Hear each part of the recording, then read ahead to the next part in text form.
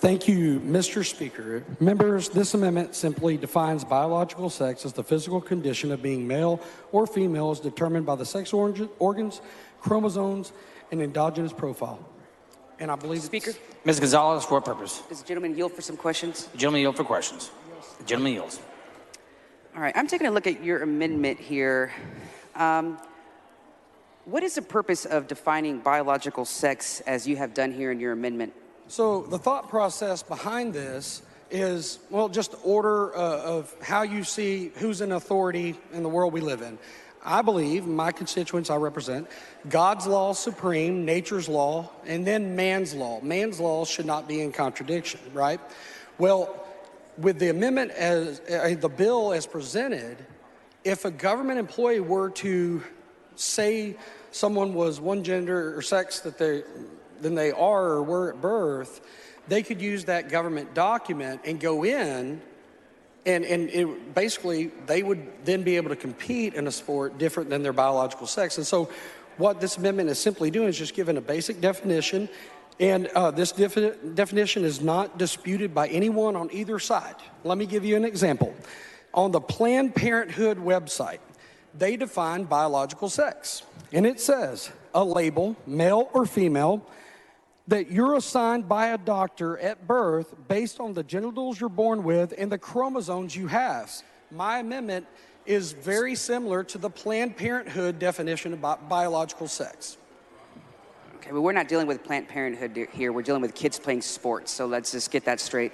So so what about intersex children or folks that are intersex? How is that going to affect them? Are they not going to be allowed to play sports, period? It depends according on to your definition? It depends on what's on their birth certificate.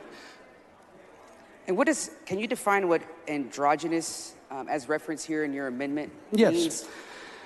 So, growing or originating from within an organism, developing or originating within the organisms, or arising from causes within the organism. So essentially, endogenous profile simply means that your sex is based off the natural conditions that developed within you as a human being, such as your DNA, chromosomes, sex organs, etc. It's just a natural development that's supposed to occur with a male or with a female.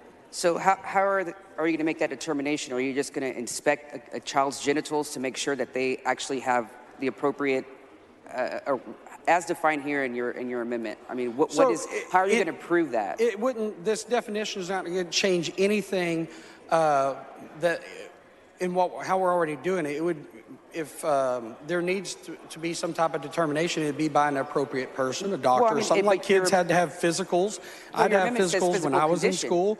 How do you check a physical condition without actually inspecting somebody's physical body? I'm sorry, I couldn't hear you. You were talking while I was answering that question, and I didn't get to hear that. Your amendment specifically says physical condition.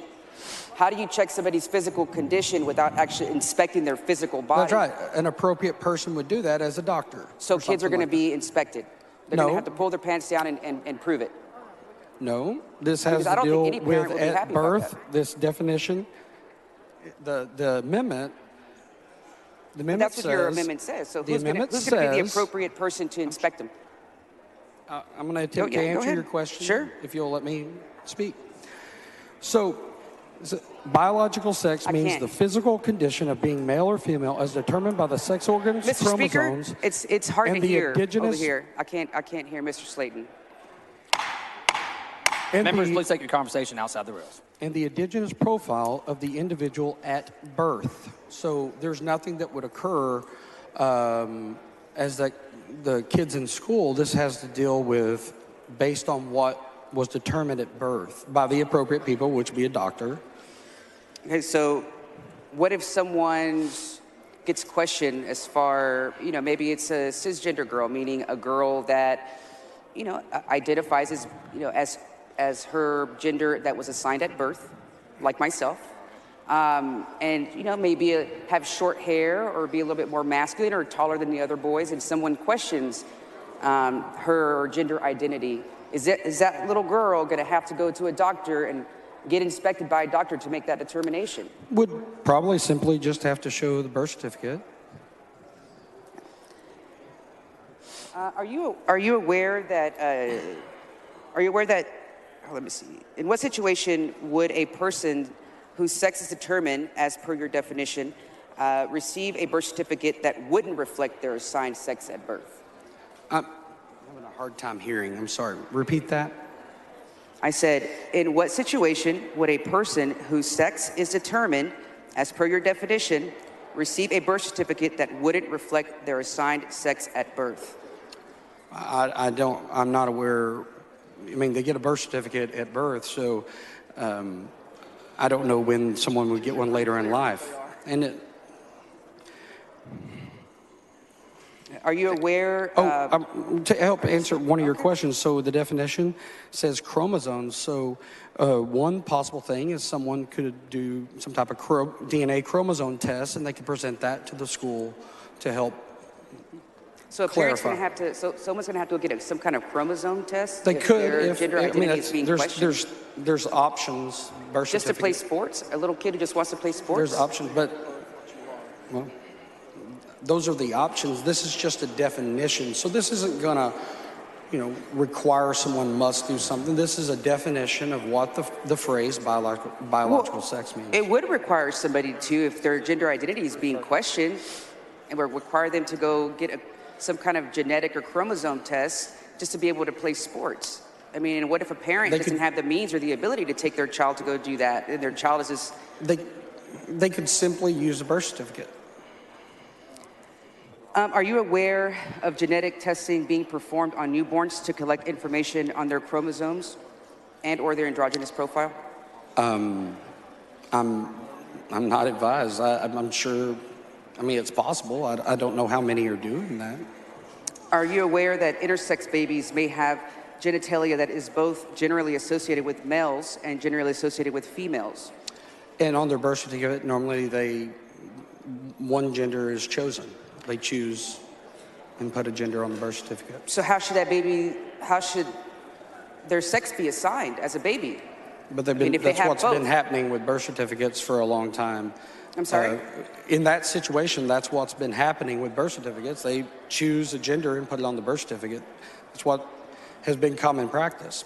So what if they don't choose when the baby is born, to give the child an opportunity to make that decision later in life? I'm not aware of a birth certificate being left blank on gender.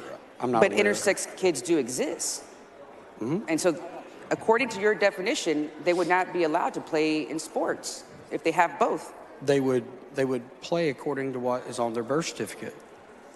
So if an intersex kid wants to play sports, and I guess they go get inspected because they have to pull their pants down in front of a doctor to prove that, then what team would they play on? Would they be allowed to play on the girls' team or the boys? I mean, what happens to these kids? Be determined by their birth certificate and a doctor. I mean, like when I played sports, when I went into junior high, I had to have a physical, and I mean, that was a requirement. I don't know what it is now, but I remember when I was in junior high, everyone that played had to have a physical.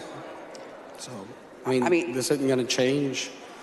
And that's not something new. It's something that happened back when I was in school. I mean, I played sports too, but I don't recall having to pull my pants down or having to show my things to a doctor to prove that I could play on the girls' team. I mean, I don't know how they do the boys' sports, but certainly they don't for the girls' sports. Yeah. UIL already has a process in place to deal So with UIL intersex. does They that. already have a process in place to deal with the situation you're bringing up.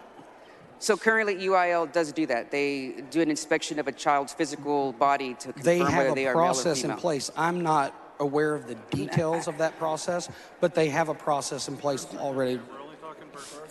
I don't think that's accurate, Mr. Slaton, but And that's okay. thank you.